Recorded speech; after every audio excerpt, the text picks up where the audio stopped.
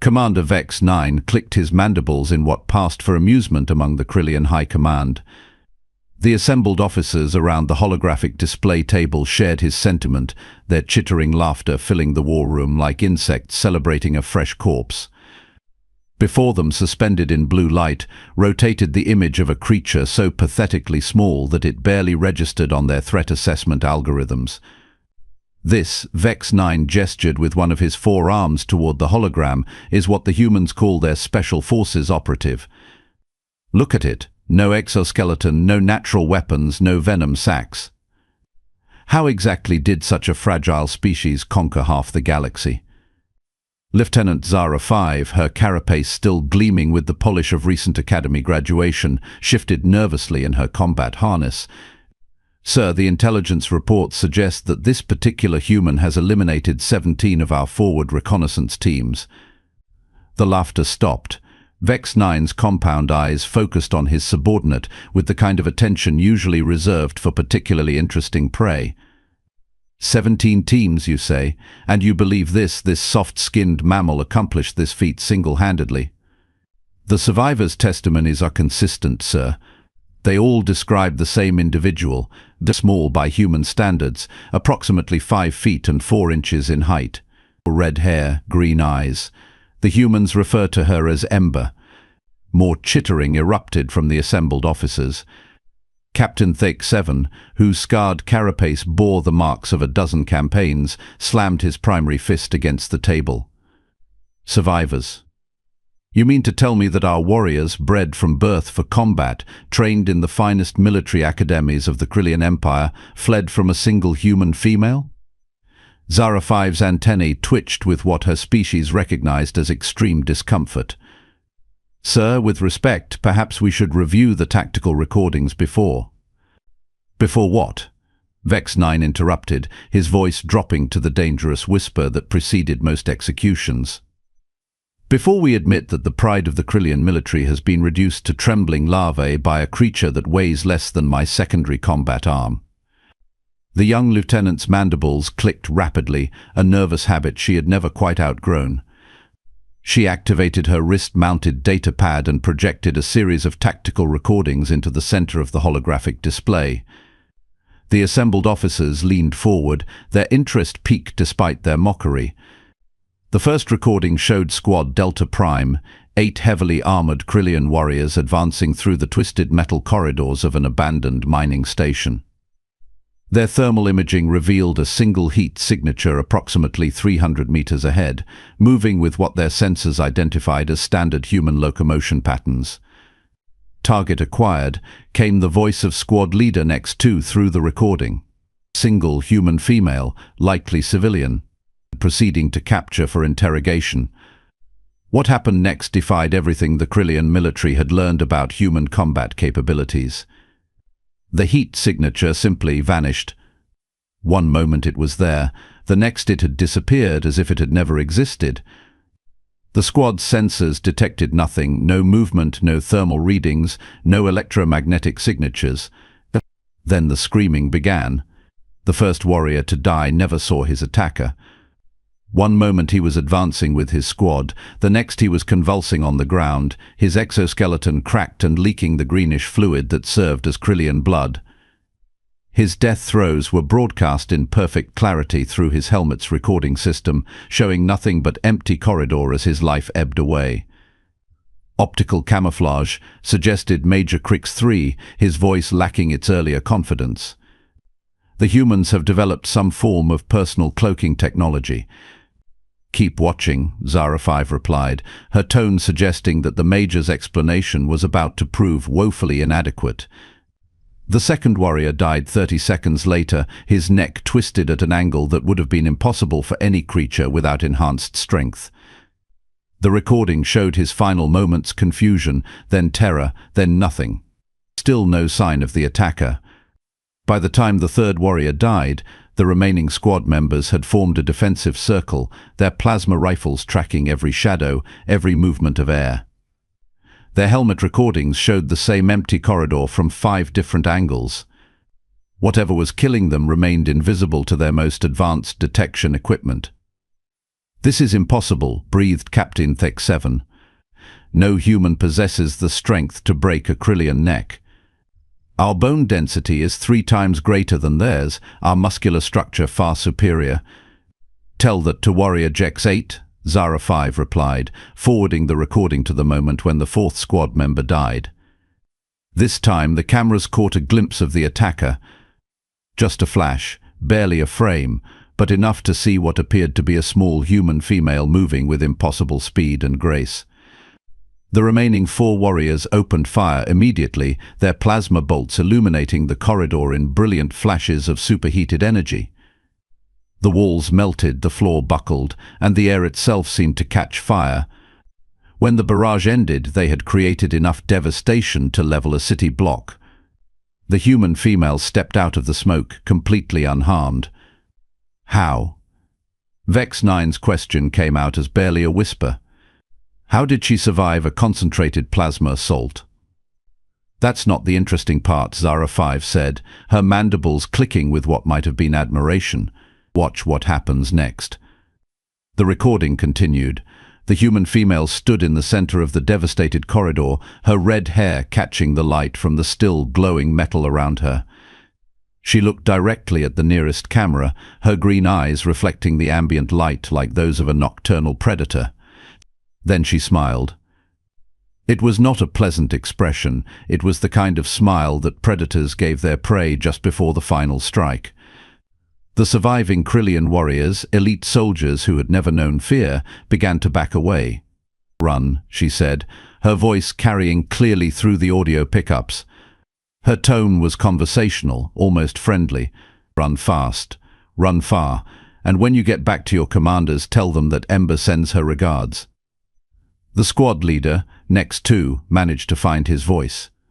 You speak our language." "I speak many languages," the human replied, taking a single step forward. The remaining warriors immediately took 3 steps back. "I speak the language of war, the language of death, and the language of fear. Which one would you prefer to hear?" We are elite Krillian warriors," next to stammered, his voice betraying the terror he was trying desperately to suppress. "We do not flee from inferior species." The human female tilted her head to one side, like a curious child examining an interesting insect. "Inferior? You just watched me kill 4 of your elite warriors without breaking a sweat. Your plasma weapons, which can melt through 6 inches of reinforced steel, didn't even singe my clothing. And you still think you're superior?" She took another step forward. The remaining warriors took 5 steps back. "Here's what's going to happen," she continued, her voice maintaining that same conversational tone. "You're going to return to your ship. You're going to report to your commanders that the human they're looking for is not some cowering civilian. You're going to tell them that I've been hunting your people for 3 months, and I'm very, very good at it." "Why?" Next to asked, his weapon lowering despite his training. "Why are you doing this?" The human's smile faded, replaced by an expression of such cold fury that the recording equipment seemed to frost over. "Because you made a mistake. You attacked a colony ship full of refugees. Children, elderly, families fleeing a war zone. They weren't soldiers, they weren't armed, they posed no threat to your empire." Her voice dropped to a whisper that somehow carried more menace than any shout. "You killed them all. Every last one. Men, women, children, even the infants in the nursery." The surviving Krillian warriors exchanged glances. They had indeed attacked the colony ship, but it had been classified as a military target. The intelligence reports had indicated weapons shipments, strategic resources, military personnel. "Among those refugees," the human continued, "was my daughter. She was 7 years old. Her name was Sophie, and she loved to draw pictures of flowers and butterflies. She wanted to be an artist when she grew up." The temperature in the corridor seemed to drop by several degrees. Even through the recording, the assembled officers in the war room could feel the weight of the human's grief and rage.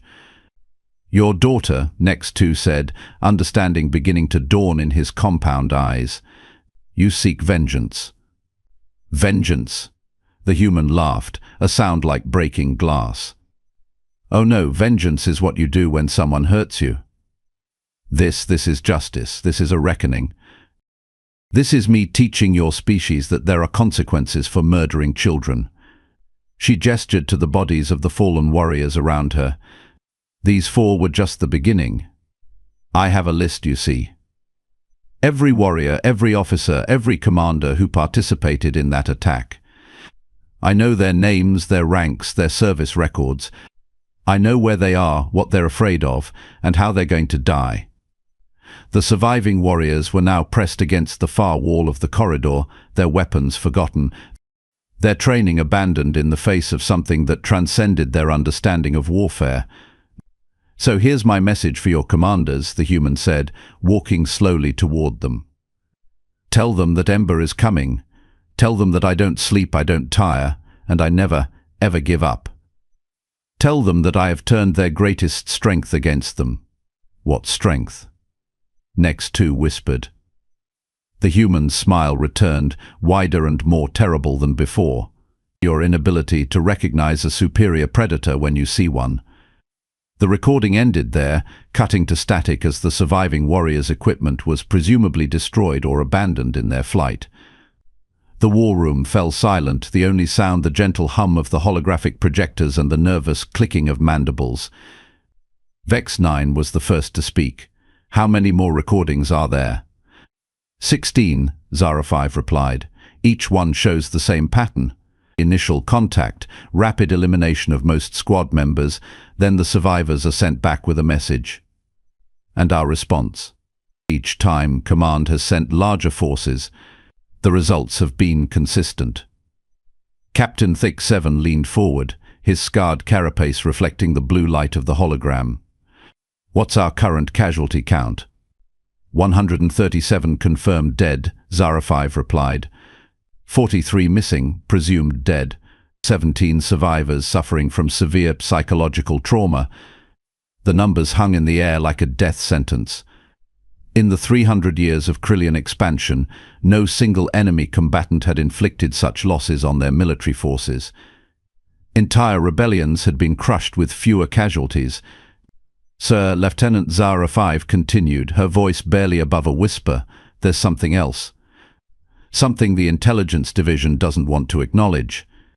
Vex 9's compound eyes fixed on his subordinate. "Speak." "The pattern of attacks, the locations, the timing, it's not random. She's not just hunting individual soldiers. She's working her way up the chain of command." A chill settled over the assembled officers as the implications became clear. If the human was indeed working her way up the military hierarchy, then everyone in this room was a potential target. "Impossible," Major Crix 3 protested. "She's one individual. She can't possibly have access to our command structure, our troop movements, our strategic planning." "Can't she?" Zara 5 activated her data pad again, projecting a tactical map of the sector. Red dots appeared across the display, marking the locations of each attack. "Look at the pattern. She hit our forward reconnaissance posts first, eliminating our early warning systems.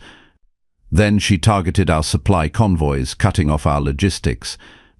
Now she's attacking our patrol groups, our rapid response teams, our elite units." The red dots formed a clear pattern, a spiral of destruction that was slowly but inexorably working its way toward the main fleet positions. "She's not just killing our soldiers," Zara 5 continued. "She's studying us, learning our tactics, our weaknesses, our standard operating procedures. Every attack gives her more information about how we think, how we fight, how we respond to threats."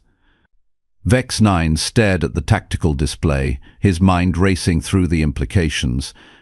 "You're suggesting that this human has been conducting a systematic intelligence-gathering operation while simultaneously eliminating our forces?" "I'm suggesting that we've been fighting the wrong war," Zara 5 replied. "We've been treating this as a simple manhunt, a matter of locating and eliminating a single terrorist." "But that's not what she is." "Then what is she?" "She's a force multiplier. She's a psychological weapon." She's a strategic asset operating behind enemy lines with complete autonomy and unlimited resources. Zara 5 paused, her antennae twitching with nervous energy.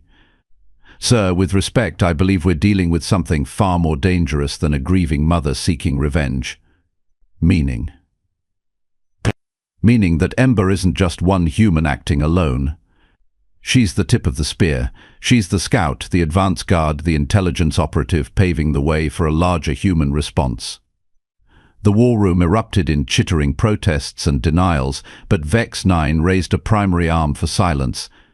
Explain your reasoning, Lieutenant. Sir, consider the logistics. How does one human, operating alone in hostile territory, maintain her equipment? How does she acquire intelligence on our troop movements? How does she know exactly where to find our patrols, our bases, our supply lines?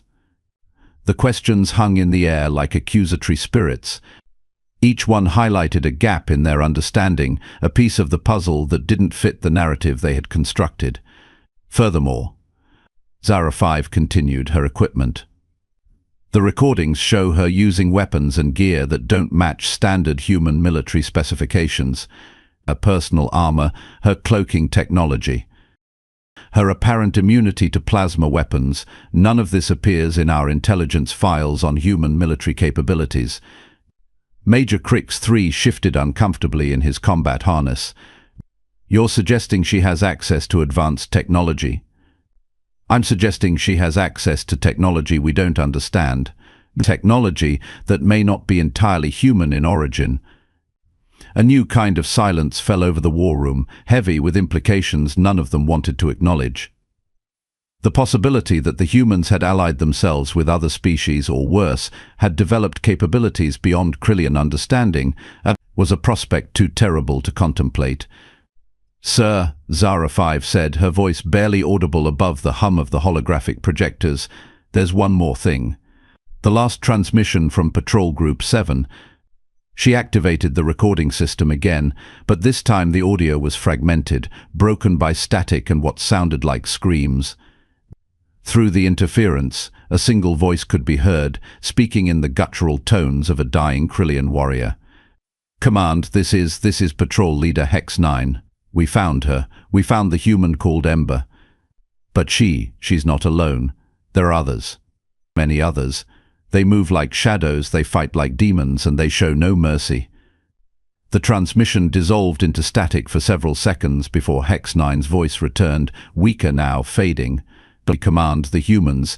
They're not what we thought they were. They're not weak. They're not primitive. They're apex predators. And we are the prey. The recording ended with a sound that none of the assembled officers wanted to identify. It might have been an explosion. It might have been something far worse. In the silence that followed, Vex 9 found himself contemplating a question that would have been unthinkable just hours earlier. What if they had underestimated not just one human, but an entire species? The answer to that question, he realized, might determine the survival of the Krillian Empire itself. And somewhere in the darkness between the stars, a small human female with red hair and green eyes continued her patient, methodical work, drawing ever closer to the heart of the fleet that had murdered her daughter. The hunt was far from over. 3 standard cycles later, the war room had transformed into something resembling a fortress under siege. Additional security protocols had been implemented, guard rotations doubled, and every officer now carried personal defense weapons. The paranoia was palpable, thick enough to taste on the recycled air. Vex 9 had not slept since receiving the intelligence reports. His compound eyes were bloodshot, his mandibles clicked incessantly, and his usually pristine uniform showed signs of the stress that had consumed the entire command structure. The holographic display now showed a real-time tactical overview of their remaining forces, and the picture was grim. Status report, he commanded, his voice hoarse from hours of strategic planning sessions. Major Crix 3 approached the command console, his movements careful and deliberate. Every shadow now held potential threats, every sound might herald their doom. Sir, we've lost contact with battle groups 3, 7, and 12. Last known positions were here, here, and here. He indicated points on the tactical map that formed a triangle around their current location. Casualties?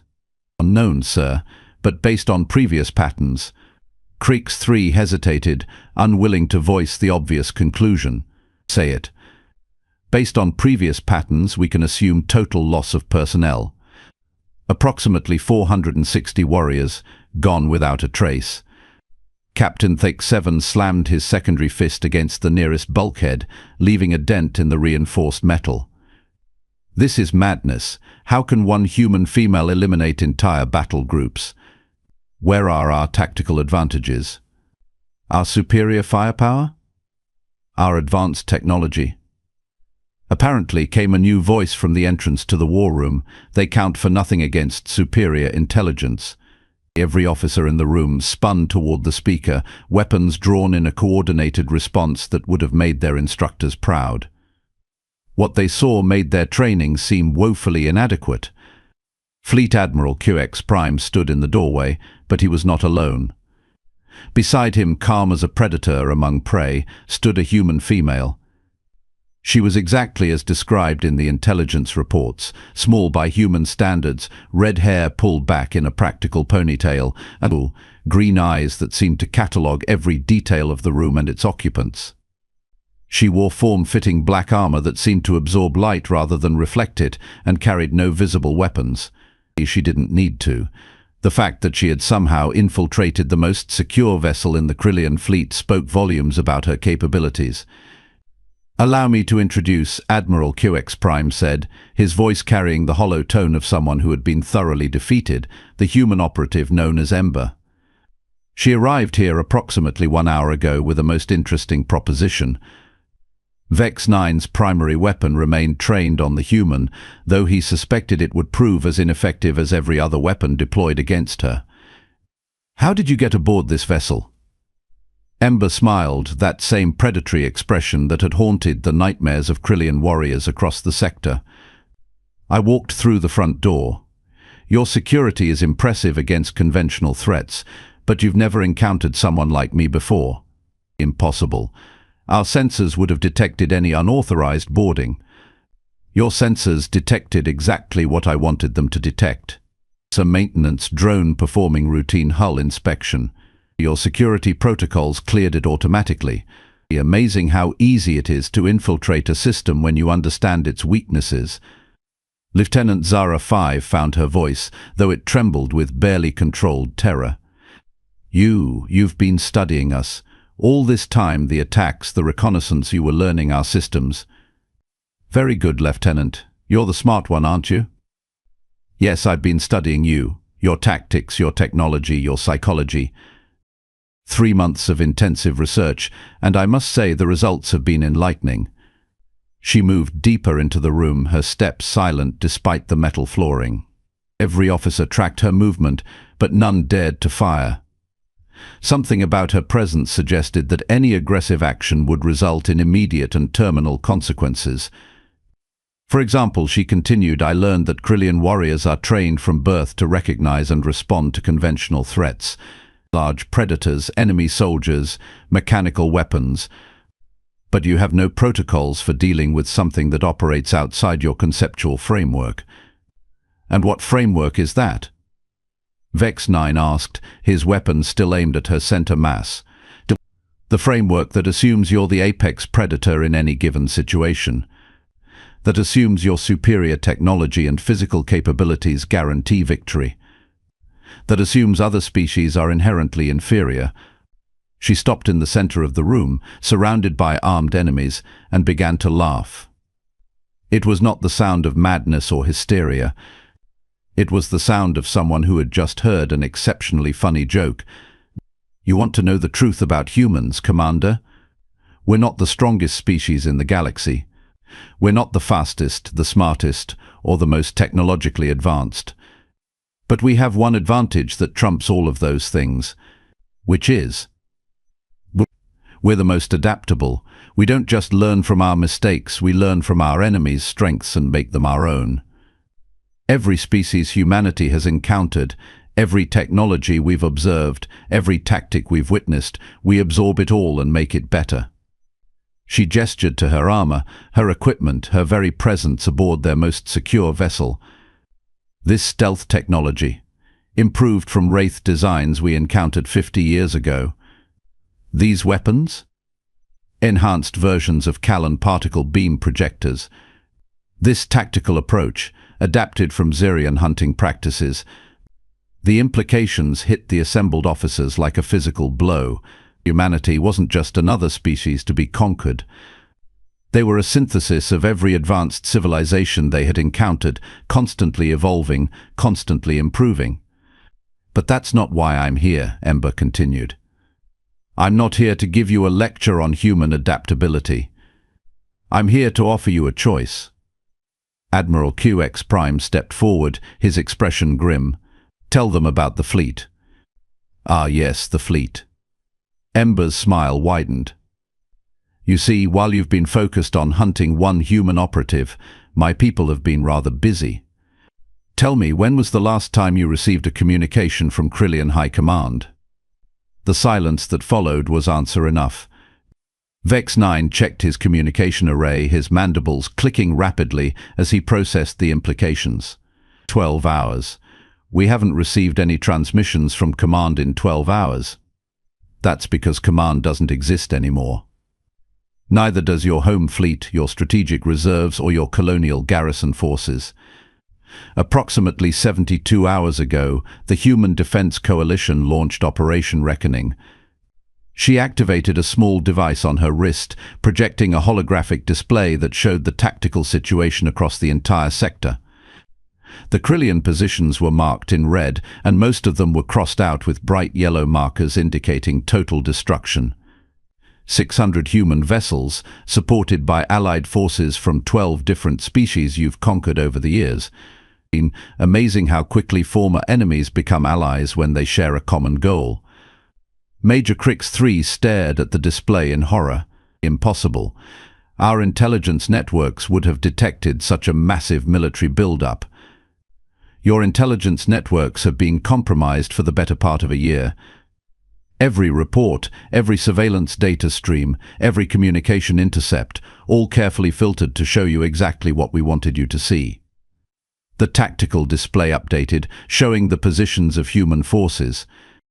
They surrounded the remaining Krillian positions like a closing fist, cutting off every escape route, every supply line, every hope of reinforcement. The attack on the refugee ship, the one that killed my daughter, that wasn't a random military target. That was bait. We fed you intelligence suggesting it carried strategic resources, knowing your commanders couldn't resist such a tempting target. Vex 9 felt his exoskeleton grow cold. You sacrificed your own people? We sacrificed volunteers. Every person on that ship knew the risks, knew their deaths would serve a greater purpose. My daughter, her voice faltered for just a moment, the first sign of genuine emotion she had displayed. My daughter volunteered too, 7 years old, and she understood that sometimes good people have to die to stop bad people from hurting others. The weight of that revelation settled over the room like a shroud. They had been manipulated from the very beginning, led by the nose into a trap that had taken months to prepare and seconds to spring. So here's your choice, Ember continued, her voice returning to its earlier businesslike tone. You can surrender your remaining forces and face trial for war crimes, or you can fight and die with whatever dignity you can manage. Trial? Captain Thick 7 spat. By whose authority? By the authority of the Galactic Peacekeeping Council, formally established 6 months ago with representatives from 43 species. The same species you've conquered, enslaved and murdered over the past 3 centuries. She gestured to the tactical display, which now showed the insignia of dozens of different civilizations. Humanity didn't just defeat you militarily. We built a coalition, a galactic government dedicated to ensuring that species like yours never again have the opportunity to commit genocide. And if we refuse to surrender, Ember's expression grew cold, then I complete my mission. You see, I wasn't sent here just to offer you terms. I was sent here to eliminate the remaining command structure of the Krillian military. Every officer in this room is on my list. She moved so fast that the security cameras couldn't track her motion. One moment she was standing in the center of the room, the next she was behind Major Crix III, her hand resting gently on his neck. He hadn't even had time to turn around.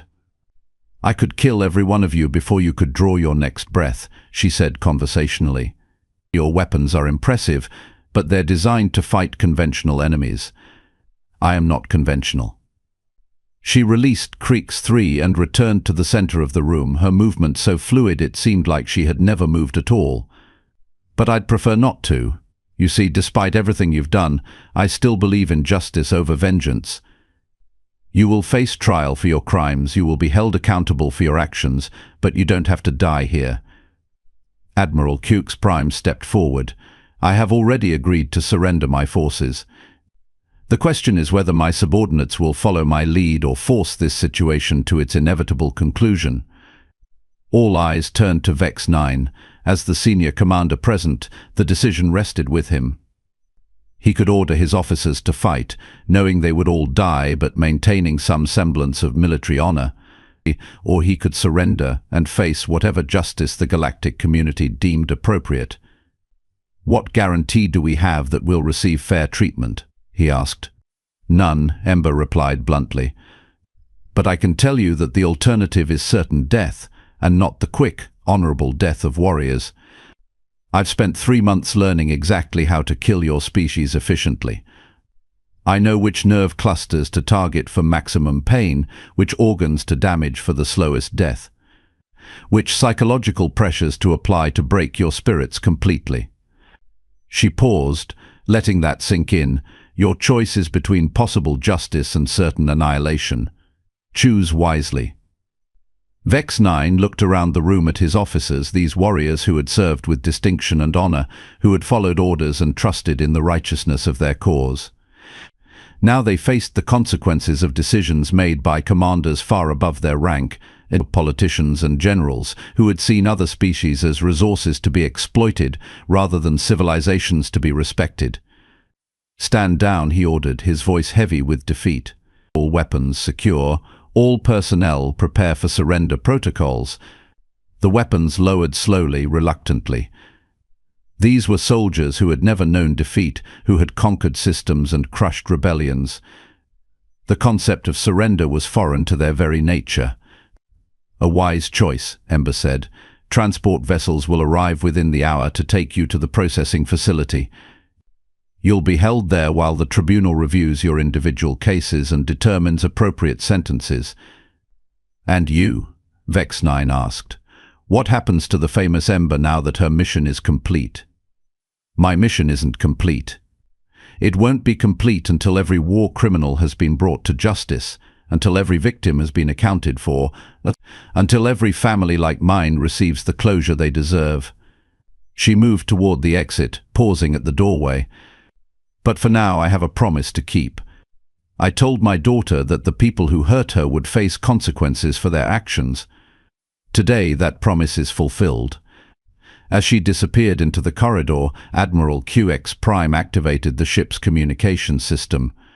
"All hands, this is Admiral Hux Prime. Effective immediately, all Krillian forces in this sector are surrendering to the Human Defense Coalition. Lay down your weapons, power down your systems, and prepare for transfer to Coalition custody." The surrender was broadcast across the remaining fleet, and one by one, the proud warships of the Krillian Empire went dark. The war that had begun with the murder of innocent refugees had ended with the dismantling of an entire military structure. In the depths of space, human vessels moved into position around the surrendered fleet. But they were not alone. Ships from dozens of species, former victims of Krillian aggression, had come to witness this moment of justice. And somewhere in the vast network of coalition vessels, a small human female with red hair and green eyes finally allowed herself to grieve for a 7-year-old girl who had wanted to draw pictures of flowers and butterflies. The hunt was over. Justice had been served. And the galaxy would remember that sometimes the smallest predator can bring down the mightiest prey. The age of Krillian dominance had ended not with a bang, but with the quiet satisfaction of a promise kept and a daughter's memory honored.